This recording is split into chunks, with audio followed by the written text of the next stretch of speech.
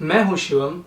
चलिए आज एक कहानी जानते हैं। ये कहानी है बिहार के एक छोटे से गांव की, जो हर साल बाढ़ के पानी में डूब जाता है। ये 200-250 घर कटलो रहा वही स्थिति होला यहाँ पूरा गांव घुसी लावा की।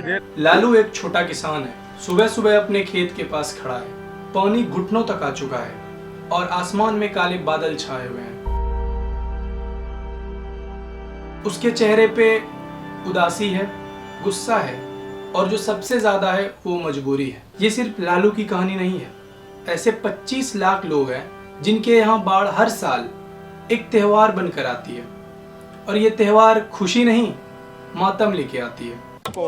और देखिए कितना एकदम तेजी से ये था, किस तरीके से गंगा नदी के कटाव में सारा कुछ ध्वस्त होता हुआ आपको दिखेगा। कटाव है इतना नजदीक आ गया है कि गांव के जितने भी लोग अपना सोलर पैनल घर में जो कुछ है यूटिलाइज वाला चीज काम वाला वो सब निकाल करके इस तरीके से अभी बाहर लेके जा रहे हैं।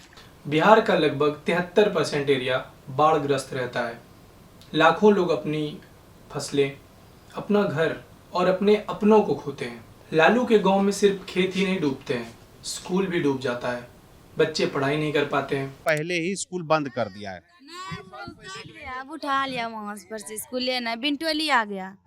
और छत पर बैठकर बस इतना सोचते हैं कि कल कैसे गुजरेगा।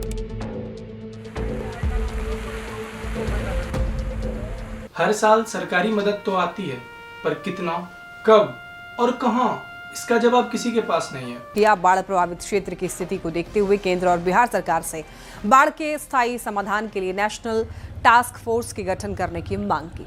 एक्सपर्ट्स कहते हैं इसका प्रॉपर सॉल्यूशन तब होगा जब बांध बनाए जाएंगे, पर कब बनाया जाएगा? क्या हमारे पास इतने पैसे ही नहीं है कि हम अपने ही लोगों की सुरक्षा कर सकें? हम न जाने और किस चीज़ों पे लड़ते रहते हैं, शराबबंदी, ये वो, जाति पाति, हर चीज़ पे लड़ते हैं, पर जो एक जेन्युइन मुद्दा है कि हाँ, बाढ़ से हमारा बिहार हर साल एक बार क्षतिग्रस्त होता ही है।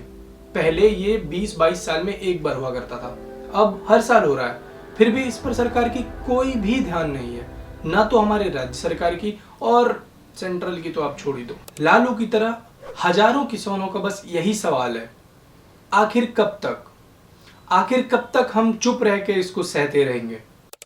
उनके अंदर से यही आवाज आती कि हो जाएगा, एक दिन चीजें बदल जाएंगी, पर चीजें बदलती नहीं है। प्रशासन के लिए, सरकारों के लिए ये बस वोटर मात्र हैं, इंसान मात्र हैं। इनके लिए परिस्थितियां हमेशा एक जैसी रहती हैं।